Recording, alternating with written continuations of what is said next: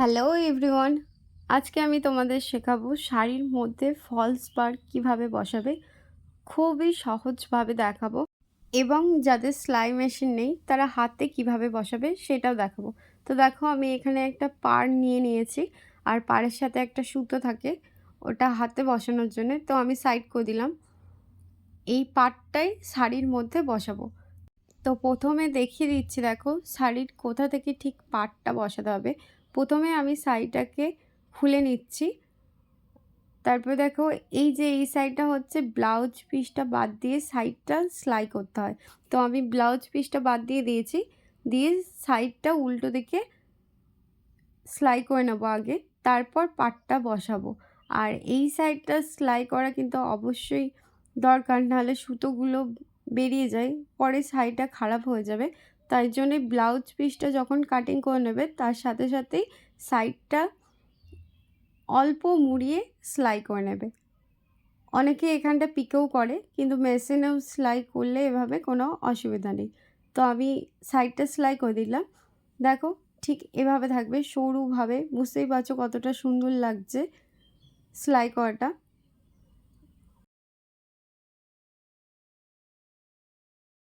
আর শাড়ির সোজা দিকটা দেখো, সেলাই করাটা একদম সরুভাবে আছে, সোজা করে। তো দেখো কত সুন্দর লাগছে। এবার পাড়টা কিভাবে বসাবে সেটাই দেখে নাও। দেখো শাড়ির নিচটা, যেখান থেকে আমাদের পায়ের কাজটা শুরু হচ্ছে, তো শাড়িটা আমি উল্টো করে নিয়েছি আর এটা সোজা দিক। তো এই উল্টো দিকেই পাড়টা বসাবো। তো পাড়টা নিয়ে নিচ্ছি। দেখো এই যে এরকম দোকানে বললেই তোমরা রেডিমেড এরকম পাড় পেয়ে যাবে। দু সাইডে সেলাই করা থাকে পাড়ের মধ্যে। পাড়টা দেখেই বুঝতে পেরে যাবে কোনটা সোজা দিক আর কোনটা উল্টো দিক। সেলাইগুলো বড় বড় করা থাকে, সেটা দেখবে উল্টো দিক। আর অপর সাইডটা সেলাইটা খুবই সুন্দরভাবে থাকে, সেটা তোমরা পাড়টা দেখলেই বুঝতে পারবে যে কোনটা সোজা দিক আর কোনটা উল্টো দিক। তো দেখো, প্রথমে আমি পাড়টাকে এই সাইডটা এভাবে ভাঁজ করে নেব, ভালো করে সমান করে ভাঁজ করে নেব। তো এইভাবে ভাঁজ করে আমি পাড়টাকে এখন সাইডে রাখছি, দিয়ে তোমাদেরকে মাপটা দেখাচ্ছি ঠিক পাড়টা কোথা থেকে বসাবে। তো প্রথমে দেখো এভাবে মেপে নেবে, মোট 1 হাত বাদ দিয়েই পাড়টা বসাবে। তো এখানে দেখো আমি মেপে নিলাম 1 হাত, দিয়ে তারপর থেকে পাড়টাকে বসাবো। তো পাড়টাকে সোজা দিকে বসে নিয়েছি আর সাইডটা কিন্তু উল্টো দিকে আছে।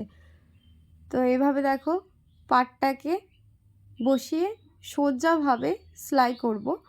আর সেলাইটা ঠিক কিভাবে করবে দেখো, এই যে নিচটা দেখছো, নিচের সমান সমান যেন সাইডে থাকে, সাইডটা কিন্তু বেশি কম না হয় বা পাড়টা যেন বেশি কম না হয়, শাড়িটার সমান সমানই পাড়টা বসাবে। আর এই যে মেশিনের এই সাইডটা দেখছো লকটা, তো এই মাঝখান দিয়েই সেলাই করব একদম ধরে ধরে। আর এই মাপটাই থাকবে, কম বেশি করবে না।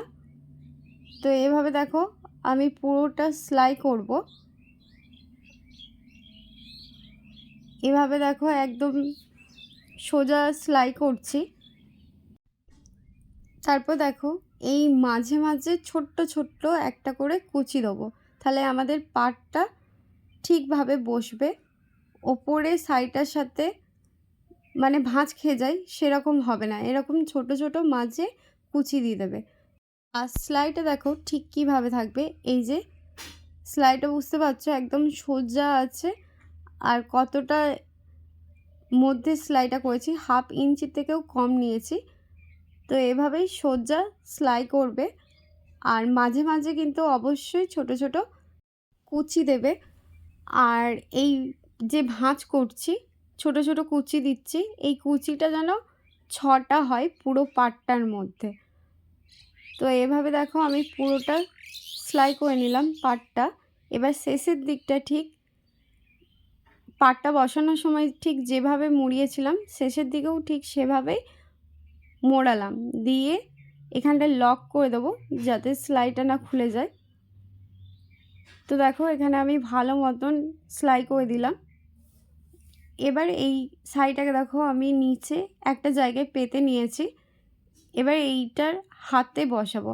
তো তো হাতে কিভাবে বসাবো দেখো, প্রথমে আমি ছুঁচ সুতো নিয়ে নিয়েছি, আর সুতোটা কিন্তু ডবলভাবে পরানো আছে। এবার দেখো হাতে ঠিক কিভাবে সেলাই করব।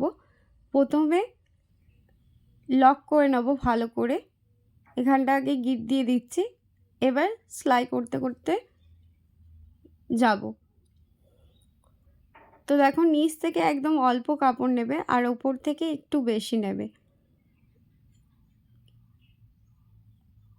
দেখো আমি আরেকবার দেখাচ্ছি, নিচ থেকে অল্প কাপড় নেবো আর ওপর থেকে বেশি নেবো, আর ছুঁচটা যেন বেঁকে বেঁকে এরকম সেলাইটা হয়, যেরকম আমরা ঠিক হেম করি। হেমের সময় আমরা একটা একটা করে সেলাই করি, কিন্তু এই শাড়িটা সেলাই করার সময় 10-12টা সেলাই করতে পারো।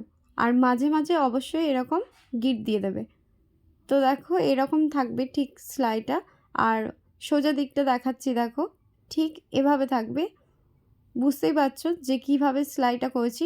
নিচ থেকে একদম অল্প কাপড় নেবে আর ওপর থেকে বেশি করে কাপড় নেবে। এবং যাদের সেলাই মেশিন নেই তারা কিভাবে সেলাই করবে, নিচটা তো আমি মেশিনে করলাম, কিন্তু যাদের কাছে মেশিন নেই তারা নিচটাতে ছোট ছোট সেলাই করবে, যেরকম নর্মাল সেলাই করো সেরকমই লম্বাভাবে সেলাই করবে। তারপর এই সাইডটা যেভাবে হেমের মতন আমি সেলাই দেখাচ্ছি এভাবেই সেলাই করে নেবে। তো দেখো সাইডটা ঠিক এভাবে সেলাইটা থাকবে, এভাবে আমি পুরোটা সেলাই করে নেব। এই বোঝানোর পদ্ধতিটা তোমাদের যদি ভালো লেগে থাকে তো চ্যানেলটাকে অবশ্যই সাবস্ক্রাইব করো। আর তোমাদের কিছু যদি জিজ্ঞাসা করার থাকে বা শেখার থাকে কোনো কিছু কাটিং বা সেলাই, তো অবশ্যই কমেন্ট করতে পারো। পরবর্তী ভিডিওতে আমি তোমাদের সেই সেলাই এবং কাটিংগুলো বোঝানোর চেষ্টা করব।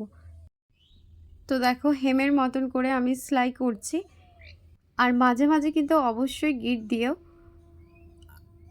আর যেখানটা পার বসানোর সময় খুবই অসুবিধা হয় যে যেখানটা আমরা নিচে কুচি দিয়েছিলাম সেই ওপরটাতে কুচি দেবো কি না। তো দেখো নিচটাতে কুচি দেওয়ার সময় ঠিক এরকম ছিল, এবার ওপরটাতেও ভাঁজের মতন থাকবে, কিন্তু আমরা ওপরটাতে কুচি দেবো না, যেমনভাবে সেলাই করে আসছিলাম পুরোটা সেলাই করব। তারপর দেখো ওপরটা যেখানটা ভাঁজ পড়ছে সেখানটা সমান করে নেব। সমান করে নিয়েছি আমি, ওপরটায় কিন্তু কোনো রকম কুচি দিইনি। পাটটাও দেখো সমানভাবে বসে গেছে, ঠিক যতগুলো কুচি আছে ওই কুচিগুলোর কাছে ঠিক এভাবেই সোজাভাবে সেলাই করব। তো যেরকম নর্মাল সেলাই করছিলাম হেমের মতন সেরকমই ওপরটা পুরোটা সেলাই করে নেব।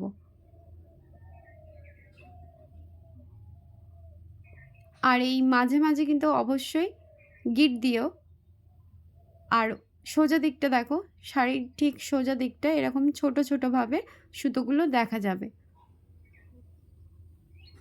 তো আমি পাটটা পুরোটা বসিয়ে নিয়েছি, এবার শেষের দিকটা ভালো করে লক করে নেব যাতে খুলে না যায়। তো দেখো এভাবে আমি পাটটা পুরোটা বসিয়ে নিয়েছি। পাটটা বসানোর পর দেখো ঠিক এরকম থাকবে সমানভাবে। ভালো লেগে থাকলে অবশ্যই লাইক করো। টাটা।